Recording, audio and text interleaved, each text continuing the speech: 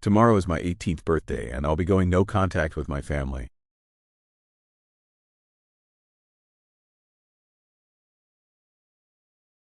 Tomorrow I finally become an adult, at least by US law, and I will be moving into my girlfriend's uncle's guest house for the remainder of my senior year of high school before college. My hope is to never talk to my family again. Why, you ask? The catalyst for this move really starts at my conception. My bio dad left my mom the minute she found out she was pregnant. She had me and was immediately a single mom. She met Ted and they moved in when I was 2. He also had a son, Mark, who was 2. This is where the second problem emerges. While Mark's bio mom died, mine was still alive. So my mom adopted Mark almost immediately after marriage, but Ted never adopted me. They decided to force my bio dad to pay child support. They also had my half-sister a year later. So everyone in the family has Ted's last name except me. I have my mother's maiden name. You'll notice I call my mom's husband Ted instead of Dad. That wasn't always the case. I called him Dad for almost my entire life, because he was the only father figure I ever knew. But there were always small issues that made him different from a normal dad. When we were at family events, my mom would refer to both Mark and I as her sons, but Ted always corrected and said I was his adopted son, while Mark was his real son. Mark and my half-sister Grace would get special one-to-one time with Ted, but I never did. This got significantly worse as school progressed. I don't know how to say this without coming across as an ass, but I'm just significantly smarter than Mark. It's just a fact. While he struggles to get B's in classes, I got A's in honors and AP classes, honestly with very little effort. School was easy for me, and it showed in my report card. When this became noticeable in middle school, it began to eat at Ted. I was a little young to notice it, but looking back, it's so obvious. When report cards came out, Ted would shower Mark and Grace with praise, but mine was always met with jokes about how I could sleep through class and still get an A. Every compliment from Ted was always couched in a joke. At one point, Ted wanted to limit how much money they gave me for A's versus Mark, but Mom put a stop to it. But she never put a stop to Ted and Mark's one-to-one time, always leading to a larger purchase than I received in report card money. As we got older, Ted spent a lot of time bonding with Mark and Grace, and little to none with me. My mom never did this with me, or, in fairness, with any of the kids. She always liked hanging with us all together as a family. When I was 15 and Mark and Ted were going on a camping trip. By this point, I was fully aware that I was treated differently and kind of wanted an explanation. So I had been prodding to join. Finally, on the day of the trip, I kind of blew up and told him it's unfair that I couldn't join. Ted took me aside and said that while he loved me, it was different. He needed to bond with his real children, separate from the family, and that I should try and get my mom to do bonding experiences with just her, and I am not sure what I was expecting, but this conversation broke me. After they left, I talked to my mom about it, and this somehow got worse. My mom knew and acknowledged that he acted this way, and said she always ensured I got treated fairly when it came to money. She said he was most of the way to a father figure, and I needed to figure out how to deal with it and be thankful for what he did for me. I was shattered. When Ted returned, I stopped referring to him as Dad. In my family's eyes, this is where the problem started. For me, this was the culmination of their actions, but for the family, I was ungrateful. My mom begged me to look at the bigger picture, but I refused. For the next 4-ish months, I referred to him as Ted. Then around Christmas, I'm 16 at this point, I get home from work and the entire family is seated in the living room waiting for me. It was really weird. They called it an intervention, and all discussed how calling Ted by his first name hurt the family. Ted started talking about how it pained him, and how he had always tried to be a good father figure to me. My mom talked about all he had done for me. Mark discussed how ungrateful I was and how angry he was at me. Grace cried and said she wanted her family back and how I was destroying the family. This hurt. I loved Grace, and while she was a daddy's girl, she always acknowledged that Ted treated me differently. If I lost Grace, I lost everyone. I'd asked if I could speak, and they said yes. And I discussed how he treated me differently, how I was the only one with a different last name, and how I felt like an outsider. I started to cry and no one came to comfort me. Ted had the audacity to say, "See, this change is killing you inside. You don't have to be an outsider," rejoined the family. Even my mom and Grace nodded in agreement. I couldn't believe it. It didn't happen that day, but slowly I started calling him Dad again, just to keep the peace, but it never felt right, and I never forgave them. I had a lot of suicidal feelings. I spent months just dreaming of ending it. One day at work, I was discussing how shitty Ted was, and a coworker, Jenny, suggested I start saving to move out. She said once you turn 18, you could get a place on your own. It was a great idea, and started working and saving, preparing for what I finally get to do tomorrow. Jenny and I started dating, and an apartment eventually turned into her uncle's guest house. He had been looking for a new tenant, and I was able to give him 10 months' rent up front. That gets me through the school year to college. I've slowly been moving out without anyone noticing. Tomorrow, while they are all at church, I'm going to grab my bed and the final items that I'm taking. I will also be leaving a note for my mom telling her I hope I can forgive her in time, but right now my anger toward her is at a boiling point. I know that leaving will end all financial support, but honestly, if Jenny hadn't suggested moving out, I'm not sure I would have made it. I was starting to get very specific in my plan to end it. I don't know if she's the one or if we'll even date past high school. She's staying local for college, and I need to leave, but I couldn't have done this without her, and I'll always love her for her help and encouragement. So after I moved out Sunday during church, Jenny and I hung out and celebrated my birthday. She took me to the movies. They were showing Punch Drunk Love, my favorite movie. She suffered through it for me. She's so great. Then we went for an early dinner. It was during this dinner that my phone started to blow up, mostly from Grace. She was the only one I didn't block, but also my aunt, who I hadn't seen in 3 years. Grace said Mom was crying after reading my letter, and Ted was angry. I asked if he had called me a bastard yet, and Grace stopped responding.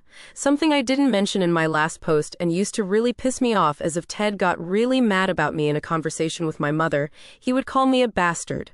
I know they all heard it. My mom usually told him to stop, but after I started calling him by his first name, it got worse.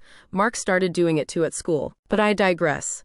My aunt kept calling, and I finally picked up but never let her speak.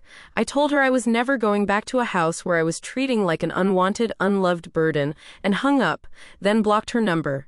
After that, things went silent for the rest of the day. School on Monday was difficult.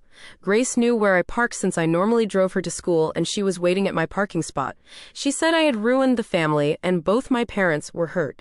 I didn't say a word and started walking into the school. She kept asking me how I could leave without a word and talk to her. I snapped. I told her I loved her but said I wouldn't have a conversation. She kept going, so I said, "Tell me how many times he called me a bastard and I'll give you 5 minutes." 7. I froze. No idea if she was making it up or not, but acknowledging her daddy could do anything wrong was a huge step. I gave her 5 minutes, and definitely told her too much. I told her that she would never understand what I went through because she was Ted's real kid, that I was never equal and was never loved, that I was, at best, a fifth wheel in your perfect little family, that if she really loved me, she'd understand why I couldn't go back. She just started bawling. And let me tell you, a senior making a freshman bawl got the attention of many teachers. It wasn't long before I was in the assistant principal's office and then the guidance counselor. It was third period before I was even allowed to go to class. It was the talk of the school by lunch. Teachers would look at me sympathetically, but no one really acknowledged it until Wednesday. I was in AP Calc, and the guidance counselor called asking me to go to her office. I told my teacher no, I'd rather stay here. The whole class looked at me. She looked me in the eyes and said I was going to have to deal with it at some point, acknowledging without saying that at least one of them was in the office, as I suspected. I walked to the guidance counselor's office, and she was waiting for me outside her office. She let me know my parents were here and we were going to have a talk about my future. I opened my mouth to say something, but she was better prepared than Monday. She just held up her hand and told me to come in. My mom and Ted were already in there, sitting side by side on her couch. I picked the chair farthest away and refused to acknowledge anyone. The counselor started with saying that everyone was in agreement, that we needed to chat to figure everything out. I interjected. Everything is figured out. I've moved out and I don't want to talk with them. Ted couldn't help himself. What about insurance, huh? What are you going to do when you're not on your mom's plan? Already have it through my work. He wasn't expecting me to have thought of that. What are you going to do in an emergency? My mom piped in. I have some money saved, I say. You had money saved. She acted like she was correcting me. No, I have over $8,000 in my account. Again, Mom corrected. You had over $8,000 in our account. I looked at her. then grabbed my phone and opened the account. There was only $27 in it. How could you? We deducted the cost of the stuff you took, Ted interjected. Before you know it, I was screaming. Ted was screaming. Not my proudest moment, but I was on my feet screaming, trying to get Ted to call me a bastard. But he didn't. When it was over, the assistant principal and 2 admins were in there breaking me and Ted apart along with my mom. I was livid. I looked at my mom, didn't say anything, and went back to class. Had no idea what I was going to do, but when I got to my car at the end of the day, Grace and my mom were waiting for me. My mom out her hand up as I started again and said, "You can have it all back if you go to 3 family therapy appointments. I'll put 1,000 back after the first 2, and then the rest back after the third." She had me in a corner and she knew it. "Fine," I said. "Tell Grace to let me know when the appointments are." The first therapy appointment was terrible. The therapist asked each of us for our goals. I asked to go last. My mom and Grace both said they wanted the family back together. Mark wanted me to be grateful for all his dad did, and Ted said he wanted me to acknowledge all the stuff he did for me. This one really pissed me off, so when it was my turn, I decided to throw any hope of reconciliation and said I wanted Ted and Mark to stop calling me a bastard. It went just as I anticipated, screaming, crying, and all of them blaming me. The next 2 weren't any better, nothing go resolved. They pleaded with me to continue, but once the money was in my account, I transferred it to my new bank and cut contact again. Things were pretty normal until Christmas. Jenny had posted a picture of me with her family on Christmas morning, and it made my mother go a tad overboard. The day after Christmas, she banged on my door and refused to leave until I spoke to her. When I opened it, she was crying and handed me my present and a letter. The present was the Criterion Collection copy of The Master. What can I say? I love P.T. Anderson. And the letter was heartfelt. She acknowledged that Ted had never embraced me like she embraced Mark, that it was his biggest flaw, but that she can't figure out why I can't get past it. He's a great guy. She actually said that to me. It just further cemented my belief that my mom needed him for her. She needed to be with a man.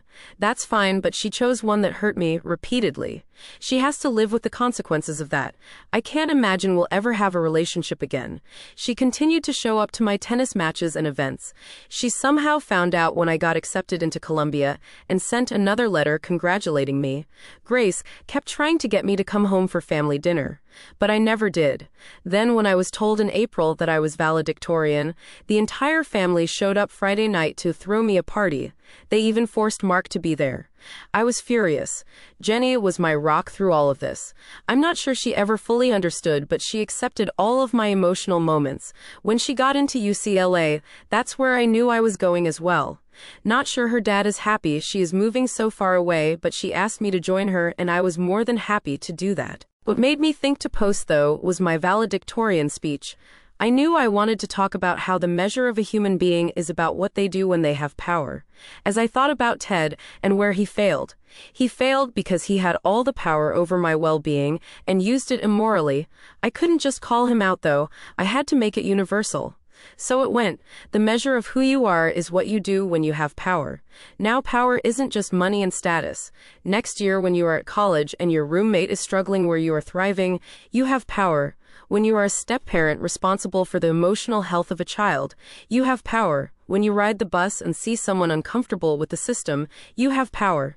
How you act in those moments is the measure of who you are. When the graduation was over, Jenny's parents congratulated me on a great speech. I don't think many noticed my subtle jab, but Linda and Ted did. Yes, my mom is Linda now.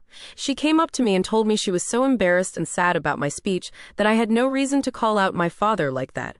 I smiled and said, "Okay, Linda," and then walked away. Jenny and I leave for LA next week. I received a scholarship that brought my fees down to below in-state tuition levels. Nearly a full ride.